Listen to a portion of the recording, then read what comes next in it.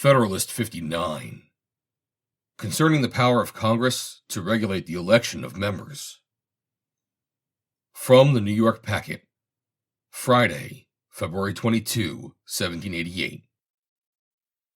Author, Alexander Hamilton. To the people of the state of New York. The natural order of the subject leads us to consider, in this place, that provision of the Constitution which authorizes the national legislature to regulate, in the last resort, the election of its own members. It is in these words, the times, places, and manner of holding elections for senators and representatives shall be prescribed in each state by the legislature thereof, but the Congress may, at any time, by law, make or alter such regulations, except as to the places of choosing senators. This provision has not only been declaimed against by those who condemn the Constitution in the gross, but it has been censured by those who have objected with less latitude and greater moderation. And, in one instance, it has been thought exceptional by a gentleman who had declared himself the advocate of every other part of the system. I am greatly mistaken, notwithstanding, if there be any article in the whole plan more completely defensible than this. Its propriety rests upon the evidence of this plain proposition, that every government ought to contain in itself the means of its own preservation.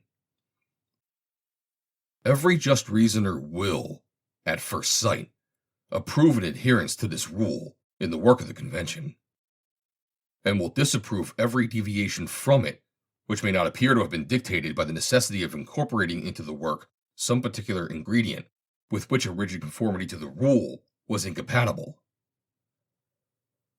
Even in this case, though he may acquiesce in the necessity, yet he will not cease to regard and to regret a departure from so fundamental a principle as a portion of imperfection in the system which may prove the seed of future weakness, and perhaps anarchy.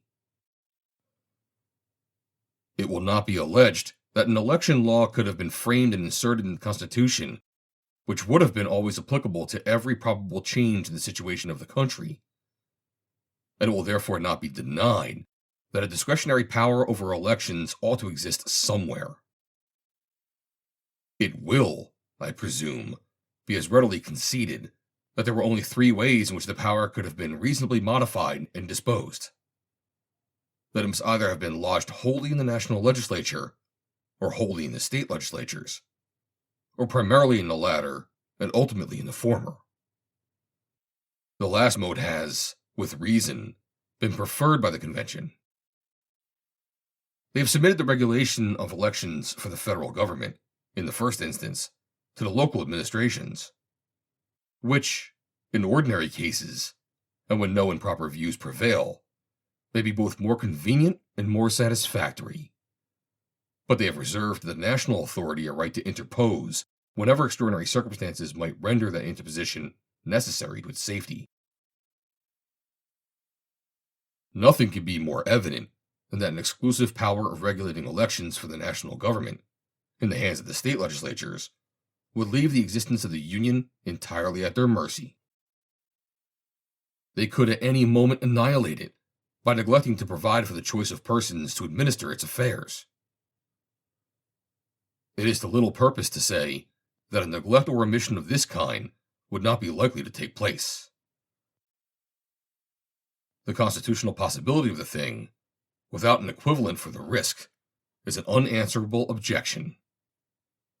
Nor has any satisfactory reason been yet assigned for incurring that risk. The extravagant surmises of a distempered jealousy can never be dignified with that character. If we are in a humor to presume abuses of power, it is as fair to presume them on the part of the state governments as on the part of the general government. And as it is a more consonant to the rules of a just theory to trust the Union with the care of its own existence than to transfer that care into any other hands, if abuses of power are to be hazarded on the one side or the other, it is more rational to hazard them where the power would naturally be placed than where it would unnaturally be placed. Suppose an article had been introduced into the Constitution empowering the United States to regulate the elections for the particular states. Would any man have hesitated to condemn it, both as an unwarrantable transposition of power and as a premeditated engine for the destruction of the state governments? The violation of principle, in this case, would have required no comment, and, to an unbiased observer, it would not be less apparent in the project of subjecting the existence of the national government, in a similar respect, to the pleasure of the state governments. An impartial view of the matter cannot fail to result in the conviction that each, as far as possible, ought to depend on itself for its own preservation. As an objection to this position, it may be remarked that the Constitution of the National Senate would involve, in its full extent, the danger which it is suggested might flow from an exclusive power in the state legislatures to regulate the federal elections. It may be alleged that by declining the appointment of senators, they might at any time give a fatal blow to the Union. And from this, it may be inferred that as its existence would be thus rendered dependent upon them in so essential a point, there could be no objection to entrusting them with it in the particular case under consideration. The interest of each state, it may be added, to maintain its representation in the national councils would be a complete security against an abuse of the trust. This argument, though specious, will not, upon examination, be found solid. It is certainly true that the state legislatures, by forbearing the appointment of senators, may destroy the national government. But it will not follow that, because they have a power to do this in one instance, that they ought to have it in every other. There are cases in which the pernicious tendency of such a power may be far more decisive, without any motive equally cogent with that which might have regulated the conduct of the convention in respect to the formation of the Senate, to recommend their admission into the system. So far as that construction may expose the Union to the possibility of injury from the state legislatures, it is an evil. But it is an evil which could not have been avoided without excluding the states, in their political capacities, wholly from a place in the organization of the national government. If this had been done, it would doubtless have been interpreted into an entire dereliction of the federal principle, and would certainly have deprived the state governments of that absolute safeguard which they will enjoy under this provision. But however wise it may have been to have submitted in this instance to an inconvenience, for the attainment of a necessary advantage of a greater good, no inference can be drawn from thence to favor an accumulation of the evil, where no necessity urges, nor any greater good invites. It may be easily discerned also that the national government would run a much greater risk from a power in the state legislatures over the elections of its House of Representatives than from their power of appointing the members of its Senate. The senators are to be chosen for the period of 6 years. There is to be a rotation by which the seats of the third part of them are to be vacated and replenished every 2 years. And no state is to be entitled to more than 2 senators. A quorum of the body is to consist of 16 members. The joint result of these circumstances would be that a temporary combination of a few states to intermit the appointment of senators could neither annul the existence nor impair the activity of the body. And it is not from a general and permanent combination of the states that we can have anything to fear. The first might proceed from sinister designs in the leading members of a few of the state legislatures. The last would suppose a fixed and rooted disaffection in the great body of the people, which will either never exist at all, or will, in all probability, proceed from an experience of the inaptitude of the general government to the advancement of their happiness, in which event no good citizen could desire its continuance. But with regard to the Federal House of Representatives, there is intended to be a general election of members once in 2 years.